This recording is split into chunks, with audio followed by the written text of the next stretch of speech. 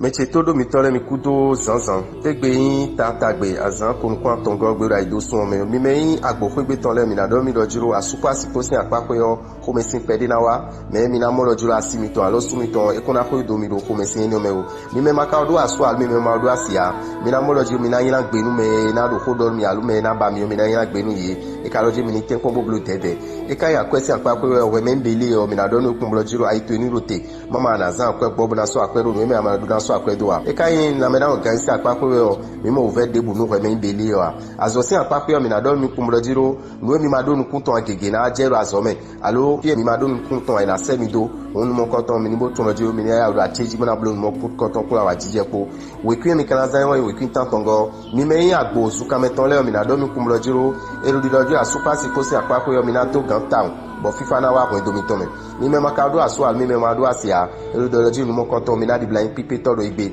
amo mi ni tempo bonu go yiyo mi ni depo ni me kayin toro le mi na do mi kumlojiro akwesi apapoyo erudolojiro mi ni blo tete do gbeto na kun mi la no mi ni zan kwegbon le mi ni zan gbon le mi kodo mo konton mi na aijeto e kayin la me na gan isi apapoyo mi na do mi dojiro mi na ro ganjiro agbazame do planet Uranus so planet na wa dagbenu mi me toro le toro lo po mi na do mi dojiro azosin apapoyo uve debude niyan ni limitole keke na wi wado azosin apapwe we kwen mi na zan we kwen afoton kun enego mi me yin we ro bule mi na do mi kumlojiro erodol khomesina wa supasi potentin gbe kana denu mi ena ve opedelo egbe mi me kai jemu bu ma do aso album ma do asia erodolojo mi leno te pede mi ma do nkun mo kotono egbe sin azangbe e kai a question apapwe yo erodolo ai metoni do te e mazan kwa utu mama ena ve numero sogudo la mena kan isi apapwe yo uve debude nu mi me jemole a jemole opo le mi kana do mi dojiro azosin apapwe yo erodolojiro ni ejiro mi do mi ni bio azo ya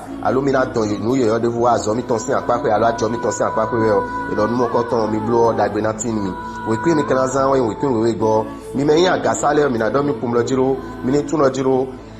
uve pede na do mi depo asumi tonko alo mi depo asimi tonko tentin do tetu mi na babunu nu mi le oja ina blo khosa eni okren adondo mi me wole tentin mi me makado aso mi me mado asia mi na tunoje gbese azangbe me na asumi alo me na asimi o mi na di blame mi moto mi me kal kanse yin ele mi na do mi kunlojiro ero akwese apapo yo e mazan akwe utu eni jazan akwe we tunoje nu mo koton mi jazan akwe do nde ebo na wa dagbe mi chosan akwe do nu mo koton me cho egbe mi kana moloji ko me sina tinu mi bo mi na do ko gbon me gegero egbese azangbe mo me ni blo dede ego si eni ojo mi ni tunojiro azosin apapo yo edo nuko ina tinu mi ajo mi ton le susi apapo yo nuko ina tinu mi alina hun mi do nu mo koton sin teme mi kana tunoji we pe mi na zambe na yon mi o we kin ko enego mi me kini le mi na do mi kumlojiro edo planet le edo dagbe wanu asupa sifu ebo kondo kona tinu mi bo me makado aso alo ko me mado asia ana modoji me de vo na jejiroji pepepe me de hodon we tin akana modoji me de vo die nuko mi ton na jijon mi me kain leon le mi na do mi dojiro akwesi apapo ye dojiro mi ni blo tete buni hodede un alonde de bo mi do tameni de jiwe do akwemi to se apapo yo mi ni jije mo level tameni oganji e kain la mena ogansi apapo yo mi mo fe debu nu ko mi leon lo po le mi kra do mi kumlojiro planet yo do mercury planet ni o ina wada gbe mi do azo mi to se apapo bo ni mi to le na wi wado azosin apapo we kwi mi na zan we kwi izengo e mi na zan mi jako je de razale mi me kain yonu do alojile o mi na do mi kumlojiro mi ni tunojiro mi mayon blo a me de gbigbe ko na wado egbesi azangbe alo ina do ina se izopede no asumeton alo asimeton we me makado aso alo we me mado asia ani tunojiro egbe yo me kike na di blado ko no alo ando ko me kike ro egbesi azangbe lopo mi to e kai vierge le mi na do mi lo akwesi apapo yo erojiro alina hunmi akwede do nu kwande alo nde do nu kwande akwesi apapo yo ero egbesi azangbe yo eda yon mu ikanji lopo mi ton le mi kana do mi dojiro la mena o kan isi apapo yo mi ni tun pon dojiro bi ni blo mi de do enda pipa ejiro ya lo da bibla ejiro yo ablo we de do egbe yo na le wa dagbe no do agbazame e kan asosi apapo yo ede ni blo tete mama emayon blo a ena ndo ko gbo alo ena blo mu gbo bo ikran so mo ko mesina wa azome to me alo ajome to me loko mi ton le mi kan le bo tun loju we kwin mi na zan we kwin wa tongo nu mi me vierge le ne mi me nu dagan le mi na do mi kumlojiro mi ni tun loju ko mesin de do asupa se potentin me de gbe ma se ena suporo egbesi azangbe mi me kan balance le mi na do mi lo we me ma do aso alo we me ma do asia ani tun lojiro nu mo koton me le asuna alo me le asinu yo 10 ans de ani black pe me mo koton we ni tun le ya gbonji pede do egbe we bo ka tun lojiro akwesi apapo yo eridolojo elebo do tito me tito meyo ni le deji do akwe zizan alo akwe meton sin akpakwe lopo mi ton le ka lo jiro ndudu mi ton egbe ton ni ndudu na fe wu ina wada gbe mi do agbazame e kayin azosin akpakwe edodido lo jiro mi me gigera mo lo jiro lini gigera timbo mi kuna pe buna blo mo jan gbe ton la azomi ton me buna ba mla do jongi do azomi ton sin akpakwe alo ajosin akpakwe ogbe ton la ba mla do ho yen ado mi wu mi kana tun ojo wekwe mi na zanwe wekwe gbanu kwa tongo mi me kayin ahon click le o mi na do mi kumlo jiro edodido lo jiro asupa ti ko sin akpakwe mi na mo lo jiro mi na ti kuche no egbe de mi na sekun asumi tongo alo asimi tongo mo na do ho he o mi kuna do awajije mo koton lo egbe sin azangbe o mi me ma ka do aso mi me ma do asi abo scorpion le o mi ni tun lo jiro lopo yin kudo mi to mi na babo yin ni wan mi alo mi desu mi na yin wan me de eni ojene kudo mi ton lo egbe sin azangbe e kayin akwesi akpakwe o erido jiro akwe edu osin no blo maiza akwe hu de ru akpomenu o mama na abi ahome lopo mi ton e ka scorpion le mi na do mi lo jiro la mena organisi akpakwe o ve debu de mi ya e kayin azosin akpakwe edo ayimeton li rote mama eja tomedo no nyira kan de voleme we kwe mi kana zanwe we kwe afoton ko atongo mi me gada tole mi na do mi kumlo jiro asupa si potenti yo mi mo lo je ko me sin pede na wa ko e mi na do bo si gidi na wa e lo je nu mo koton e ma do ko sado egbe sin azangbe o mama o ve na support mi me maka do aso al mi me ma do asia mi ni do nu ku mo koton no egbe e kan akwezi si apaporo yo e lo de lo jiro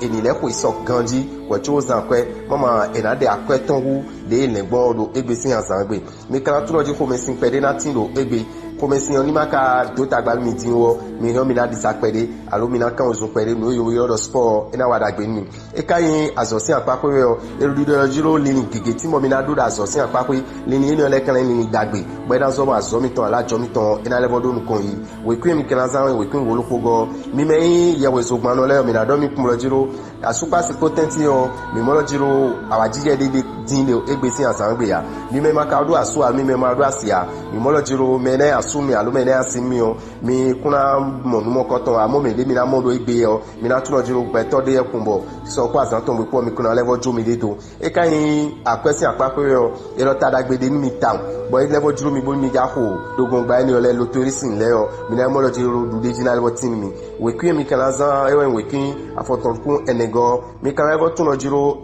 na medicine apapọ yo mi na ro ganjiro lame tí wọ́n mi ní kalẹ́bọ̀ blue sport pẹ̀lú ìrò ìgbé yọ iná ẹwà dàgbé inú mi mẹ́yìn capricorn lẹ̀ mi mẹ́yìn sí nǹkan tán lẹ́yọ mi nàdọ́ mi kún lọ́jọ́ yẹ́dọ́ mi ní hunkún mi tán lóte mọ́mà mi máa yọ blue àsopásí kó sí àpapọ̀ yọ lùvẹ́ pẹ̀lú náà dé ena zami asumi to mazami alo asimi to nazami won ayi mi to ni rote tango egbe si azan gbe bo mi ni hunukun lo po mi to e kai verso le o bo ma do asu alo bo ma do asia e do dojo mi level no te pede e kai akwesi apapo edo emile ten ko bole to le ganji lo akwesi apapo pepepe akweli o eja hun me do egbe akwedo nukun ede akwe mo koton na di blawa me gon egbe amo en level yo akwe ozan mama ena level azan gbo e kai na me na gan si apapo o ve debude mi amina ru ganji lo agbazame bo kan tun no planet yo Saturn planet mokoton ena wada gbe mi ro azomi to me alo ajomi to si apako yo mi do lile debudo yo mi na to buna blo nu mokoton we kwen mi kan san we kwen kon we go mi me kan we bile mi da do mi kum lo jiro mi ni tun ojo asupa si potenti yo nu kiko de awa jijede